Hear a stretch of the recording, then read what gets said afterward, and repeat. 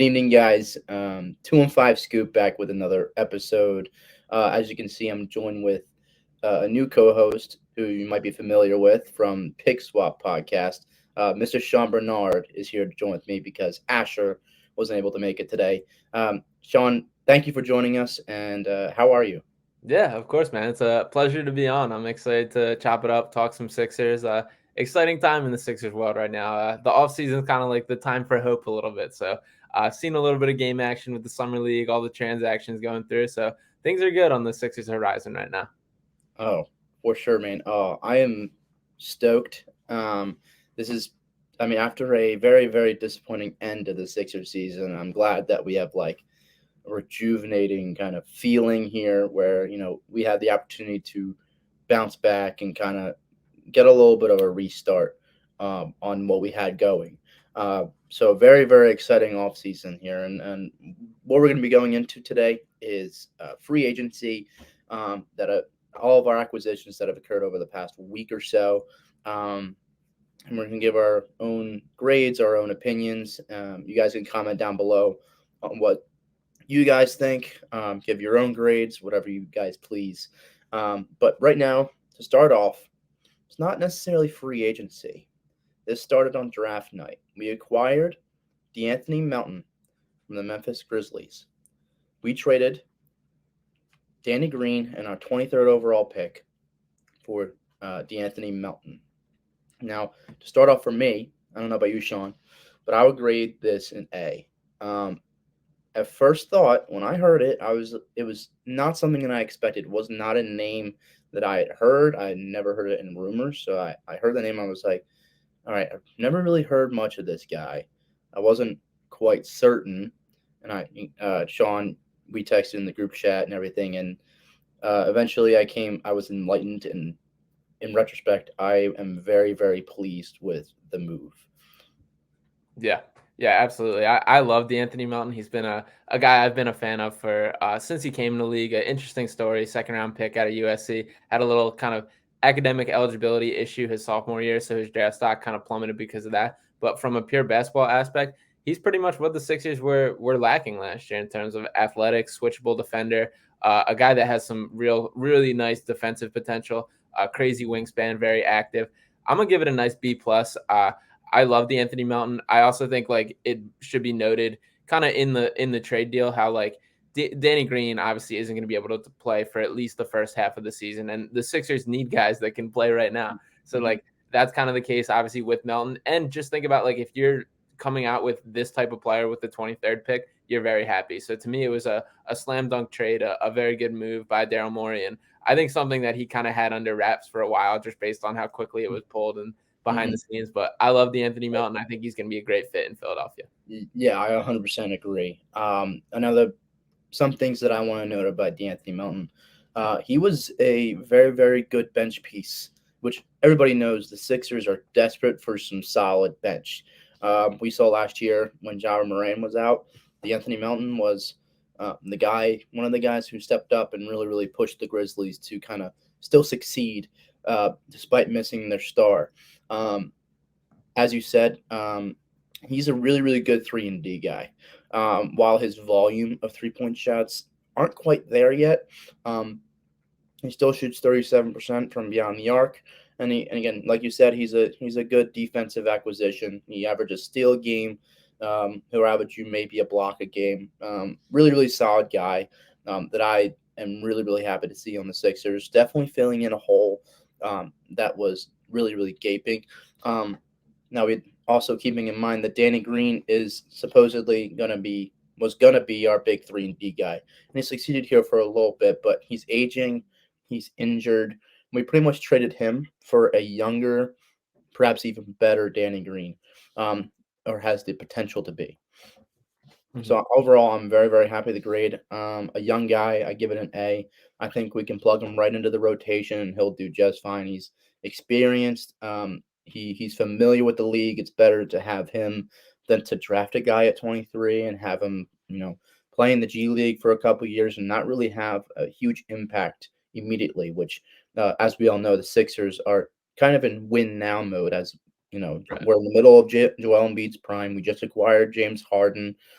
A lot of things are going on that are indicating that the Sixers are very much in win now mode. Mhm. And yeah, I think there was a little bit of kind of backlash at the time of the trade because this was obviously the first move of the offseason and like wing was the greatest need for the Sixers heading into the offseason.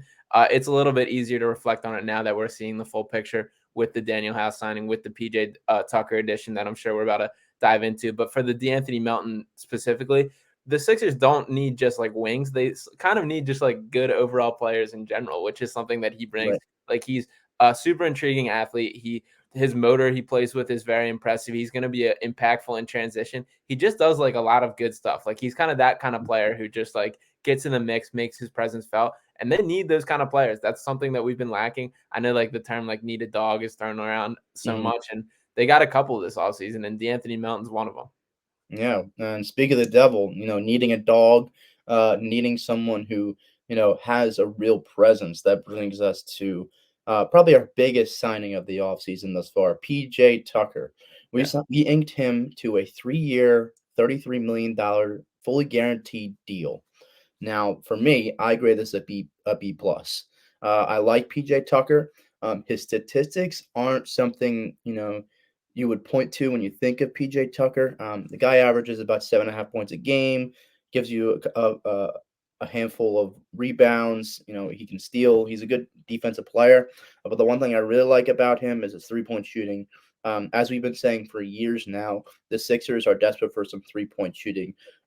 First, it was a starting lineup. We kind of are okay in that aspect now, but it was a big thing from the bench and always has been for years. And I think we really, really filled a big hole there when it came to PJ Tucker. Yeah, absolutely. I'm gonna even give this an A. And I know people kind of get caught up in the age and the contract and the high price, which Mhm. is all reasonable complaints. But when you think about like this move goes beyond just like purely the on-court addition in terms of the mentality change that he's going to bring to this team. PJ Tucker is a guy that Joel Embiid specifically referenced by name following the exit to the Heat this postseason, saying how the Sixers lacked a PJ Tucker, and Daryl Morey just goes out and gets that guy specifically. So I Mhm. think there's an aspect of proving to Joel Embiid that like Morey means business, that he's here to get him the guys that he needs to succeed, and also this is a guy that like fits along the two stars perfectly. That like between the gravity of Joel Embiid and the passing ability of James Harden, it's going to be a perfect situation for PJ Tucker. He's obviously proven he's had his best years alongside Harden in the past, and like I get that he's 37 years old, but I would argue he was the second most important player on the same Heat team that knocked the Sixers out of the playoffs, behind of course Jimmy Butler. And Mhm. the like you said, the stuff that he does, he's not a numbers guy. He's a guy that like defensively really makes his presence felt. He will can guard 1 through 5, will guard the opponent's best Mhm. player even at the age that he's at. Mhm. He's just going to do all the little things that the Sixers have been missing. And I mean, it feels like they've been chasing PJ Tucker for years, and they finally got him. Oh, yeah, no, I am very, very happy with the move. The reason why I didn't give it an A is exactly the reasons you just listed. The money aspect, I was very, very hesitant about the move. Even, when the rumors were coming out, I was like, all right, PJ Tucker, he's 37 years old. Part of me is like a little bit of PTSD when it comes to really any Philly sports teams. We sign a guy that's a proven player in the league. He's older, and then as soon as he gets here, he rapidly declines. And Mhm. the last thing I want, and the one thing that bothered me about this deal is that it's fully guaranteed. Um, we're gonna be paying a 40-year-old PJ Tucker $11 million, and that idea doesn't seem ideal. However, in the short term, in terms of what he brings as far as his intangibles, he's definitely a dog. He's definitely brings that mental toughness that the Sixers so desperately need, and we saw that as a glaring flaw in them in the past couple of years. They don't really have the mental toughness, so I really think PJ Tucker really, really helps when it comes to that. And as we've seen past couple of years, even though he is old, he has been seen to have some reasonable success and has a great impact on some of the best teams in the NBA. That being the Miami Heat, and then the year before that, the former champion Milwaukee Bucks. Mhm. So I'm overall very pleased with the trade, not the trade. I'm sorry, the acquisition. Um, but yeah, so Yeah. love the PJ Tucker move. And that brings us to the next move. And these next couple of moves aren't necessarily like big names. I know a lot of Sixers fans are all about, big splash moves, but I think these are very small but very impactful moves that have been made. So the next one was the Sixers signing Danuel House to a 2-year, $8.5 million deal. I'm Mhm. giving this a B. Yeah, I'll go B minus on this one.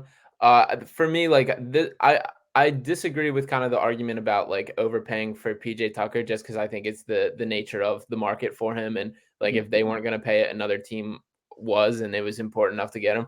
For Daniel House, I can see the side of overpaying for him. This is a guy that was on a 10-day contract for a period of last year, but he still kind of came on as the year went on. He had his best years in Houston alongside James Harden with that Rockets team, with the Morey team. And with the Jazz last season, he outplayed Royce O'Neal, who by the end of the season, who was just shipped off to the Nets for a first round pick. So to get this guy on the biannual exception for a little over $4 million a year, he's still going to be a quality wing and a more two-way wing than we have on roster. Like I still will trust Danuel House more in a playoff rotation than I really do for either Furkan or Matisse at this point. So Mhm. from that aspect alone, like it's still an upgrade. He's not like a slam dunk hit or whatever, but I still think he's a high quality player that will be a positive rotational piece. Yeah, no, I definitely agree. And some notable things I want to say about him is he brings some pretty good size. He's another good 3-and-D guy. That seems to be like an ongoing theme with Daryl Morey and the Sixers. They're looking for guys that can play some solid defense and can shoot okay from three. And this guy, I watched some film on him. He seems like he can really stretch the floor. He's a very athletic guy. He's great in transition offense.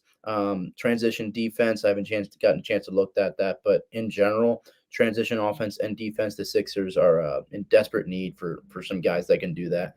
He's a great wing defender. Um, I'm not saying he's going to be a replacement for Matisse Thybulle, but I think he definitely brings a lot to the table when it comes to defending on the wing and getting around the arc and getting on top of guys. That seems to be an ongoing theme when it comes to the Sixers this offseason. They seem to be acquiring a lot of guys who are good from three and also can play some solid defense for us. Which obviously Danny Green and such were not enough last year. So I think we're really trying to stack up on guys like that. Um, Danuel House is great in transition. As we've seen in the past, the Sixers are atrocious when it comes to transition defense. He's great on transition offense. Really, really quick and agile guy. He can get down the court in a blink of an eye. Can really, really help this offense.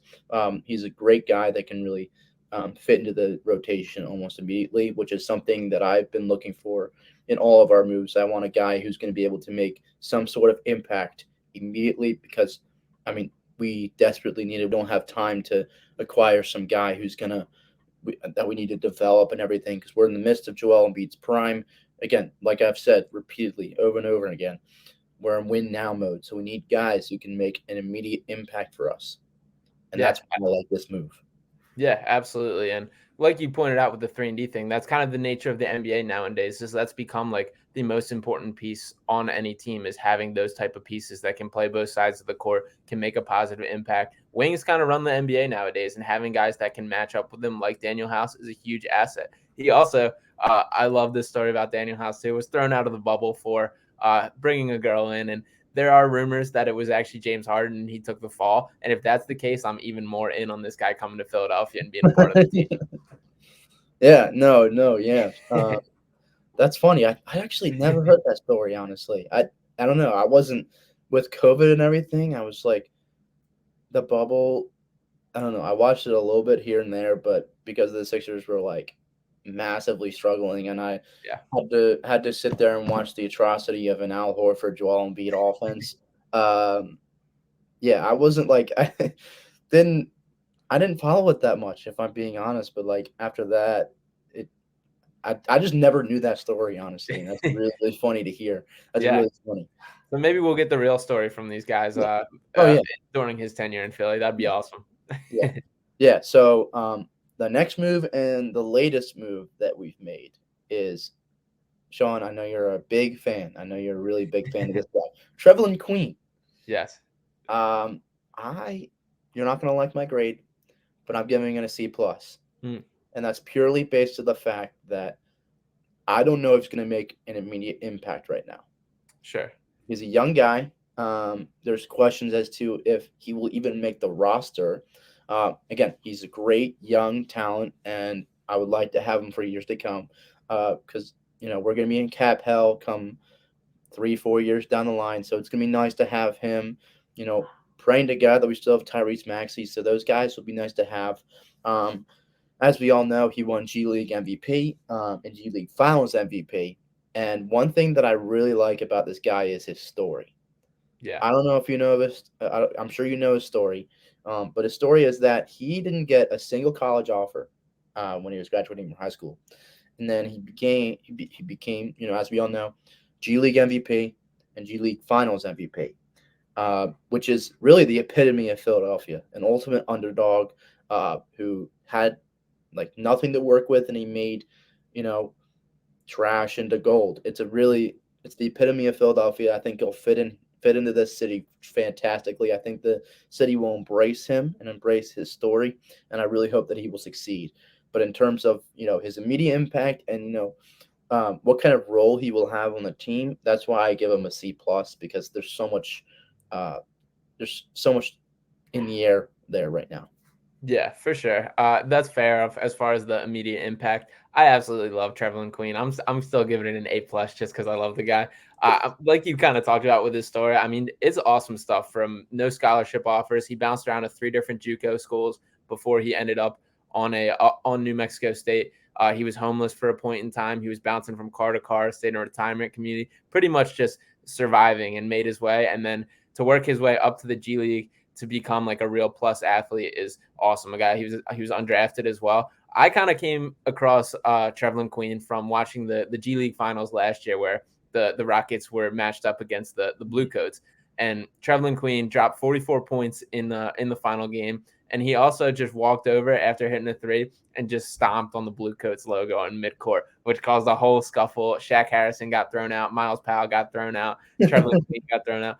And that kind of was what caught my attention to him. Was like, who is this guy? Who does he think he is? And yeah, I do think he is that guy. I think he checks a ton of boxes for what the Sixers need. Like you pointed out, they've got 16 guys for 15 roster spots right now. But I just really do believe from his skill set, 6'5", a guy that can just go get a bucket, a very intriguing passer.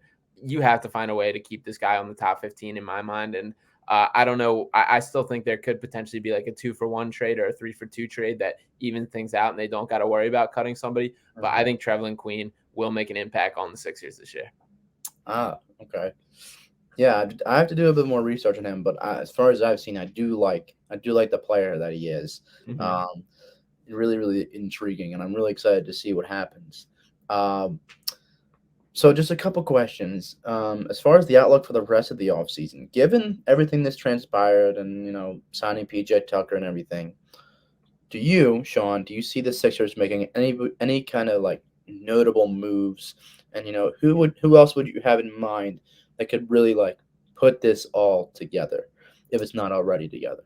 Yeah, I think the mindset heading into this offseason was that the priority was to just retool with complementary pieces. I think the core is pretty much been established when we're talking about Joel Embiid, James Harden, Tyrese Maxey, and even Tobias Harris. I don't think Tobias is going anywhere. I think Morey certainly tested the waters of the markets and gave at least a look around, but it's a difficult contract to trade. And to be honest, like there's worse players to have on a team than having Tobias Harris. He deserves a ton of credit for the adjustments he's made in his game. And I just realistically expect him to be back next year. I could still see a Matisse Thybulle trade. I had the mindset of maybe like going into the year and using him as our trade chip during the year, but with him on an expiring deal, I just worry about the value tanking too much.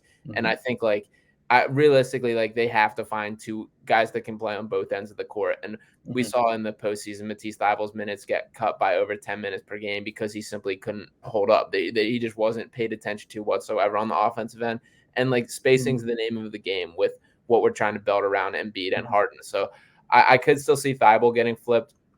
Outside of that, I think the roster is pretty much as is. I think like the guys that we have are the pieces in place. The bench unit I do think is very much improved from last year, which I think is notable and is a major reason for hope moving forward. So I like what they've done this offseason. I outside of a small like 2-for-1 flip or 3-for-2 flip, whether it be Furkan Korkmaz and Matisse Thybulle for Kobe White or for a role player around the league somewhere else. That's kind of the only deal I think I could still see happening at this point. Yeah, I mean, I agree. I love Toby and the idea of having that contract. I went to the offseason with the mindset of like, all right, we just need like we're like one more significant piece away from like being a legitimate contender and not being so wishy washy. Um, Kevin Durant, that was a name, and as soon as he requested the trade, I heard rumors. Sixers Twitter was going off saying like, "Oh, we had the best package for him," but trading for him not really realistic. We just tried to trade Tyrese Maxey, and that's not something I'm comfortable with.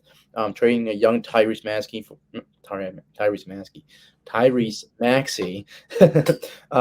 for an aging Kevin Durant who is already going through an Achilles injury, and is I mean, while he is one of the best players in the world and he would be great to have, I'd much rather have Tyrese Maxey and have something to look forward to for a post Joel Embiid prime era. So I'd rather to keep our core as it is. I'm kind of in the same mindset as you as far as the Tobias Harris stuff. Me, being I looked into it.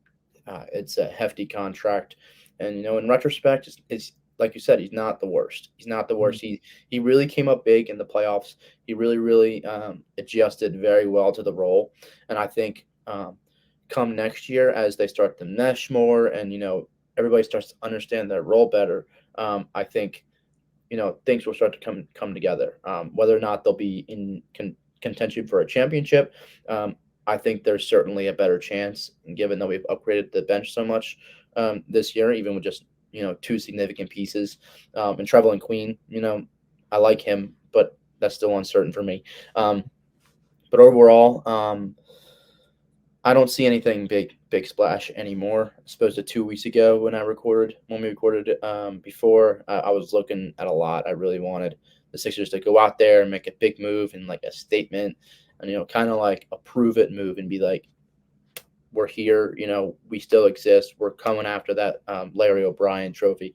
Um, you know, but given everything that's transpired with the money and everything, it's just not looking likely. But I'm complacent with what we've done so far, and there's a lot to look forward to as a Sixers fan.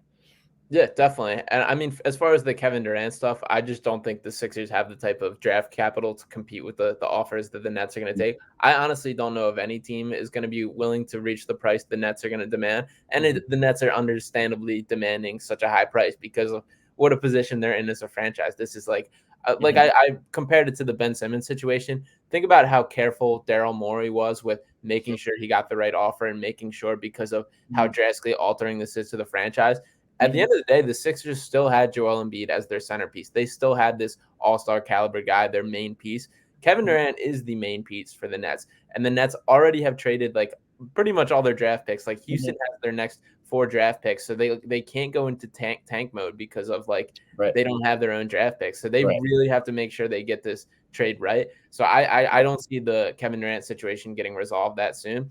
And like as far as needing to add like a high impact piece, it shouldn't be overshadowed just like how much hope there really is for Tyrese Maxey. Like the rate this guy's growing at is like never been seen before. And the leap that he could take from last year to this year coming up could be more impactful than any player they really could sign. So I think that should be kept in mind in the frame of things that I really do believe in how good Maxey can be. And the more steps that he takes this year could be like just as worth it as signing any big name free agent. Oh yeah. I definitely agree. I'm looking forward to everything. I hope to see more moves. We'll see what happens. But overall, great offseason so far. If I were to give it overall grade, I would give it a B plus.